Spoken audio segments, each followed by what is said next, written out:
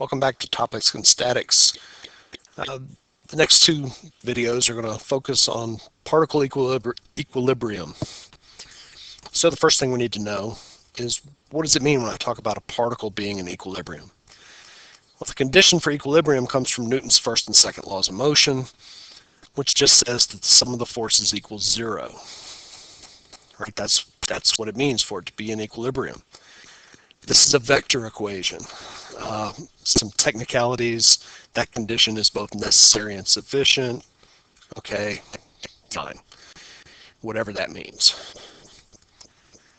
So how do I go about working these problems? Well, the trick to working these problems is I have to draw a free body diagram. This is the most important thing for solving all the problems in this entire course, really. I have to be able to draw a free body diagram. So the way I do that is I look at a single object and I treat it as a free body, that I'm just looking at that one object. And so I have to look at everything that it interacts with. That's what forces are. I put all those forces on there, and from there I do vector stuff. A couple of just simple notes on a few things. Cables and pulleys. Whenever I have a cable or a rope or a whatever, they support a tension force. That means that it's a pulling force. You can't push something with a rope. The other thing is, with all cables, we assume that the cable has a negligible weight and that the cable doesn't stretch, that when I start pulling on the cable, it doesn't stretch. These are not good assumptions, but we're going to assume them anyway. And the reason we make those assumptions is that with those assumptions, that means the tension in the cable is the same everywhere. And in some later courses, you'll deal with this. We're not going to deal with it in this class. Another thing that comes up fairly often is a problem will tell you that there's smooth contact, where two objects are touching each other, that there's a smooth contact at that point.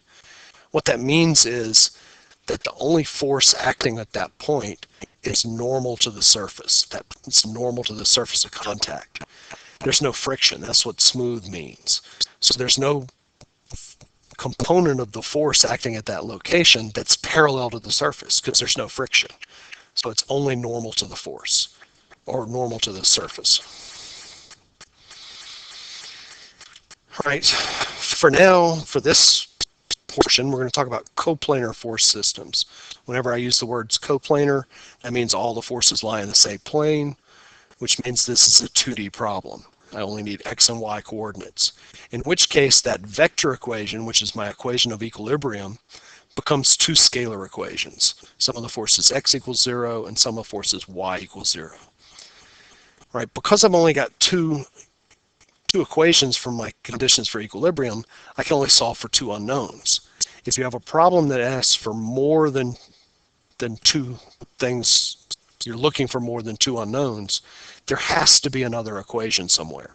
There's another condition that gives you another equation that allows you to find more unknowns. So let's work a problem. Here we've got a box, weighs 550 pounds, it's in equilibrium. Find the forces in ropes AB and AC. Okay, so the box weighs 550 pounds. I'm going to write that down, 550 pounds. So it's W, weight. So the first thing I'm going to do is I'm going to draw a free body diagram of the box. The box is a weight pulling down and a tension pulling up. That's tension AD. So if that box is in equilibrium, that says that TAD is equal to W, so TAD is 550 pounds. All that's just from looking at the free body diagram and applying my equations of equilibrium to the box. Now we're going to draw a free body diagram of the ring at A. That ring at A has a force pulling down, that's TAD. Force pulling up and to the right, that's TAC. And a force pulling up and to the left, that's TAB.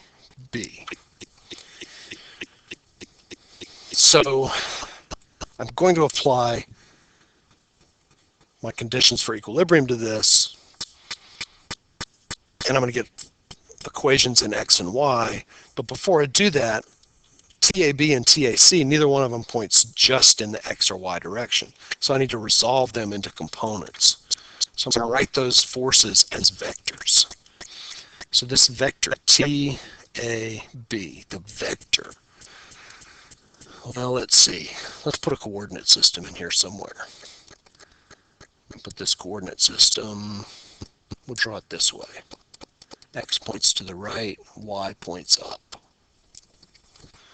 Nothing too unusual there. So in this case, TAB, the X component is going to be minus TAB, whatever that magnitude is, times the cosine of 30 degrees. In the Y direction, it's going to be TAB sine 30 degrees. Right, that's a vector form for the tension TAB. Do the same thing for TAC. TAC, the X component is going to be 4/5 TAC, and the Y component is going to be 3/5 TAC. I'm just getting that off that slope triangle there.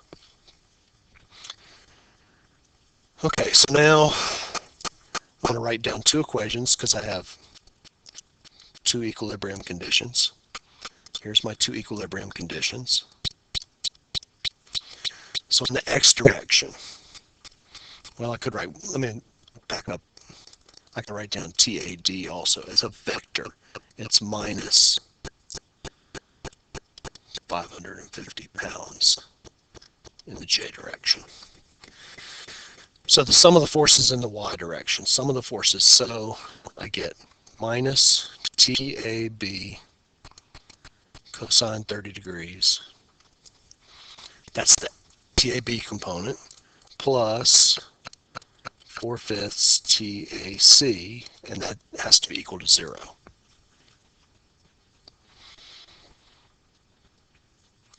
In the y direction, I get TAB sine 30 degrees plus 3/5 TAC minus TAD. Well, let's not write it that way. Minus 550 pounds.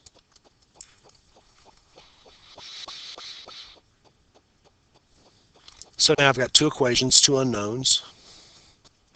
I solve one equation for one, plug that into the other, and what I end up with is TAB 478 pounds, TAC 518 pounds. And that's it. That's how you work a two-dimensional particle equilibrium problem. I've assumed that everything here is a particle. Life's simple. Next time, we'll make things a little bit more interesting. We'll work in 3 dimensions.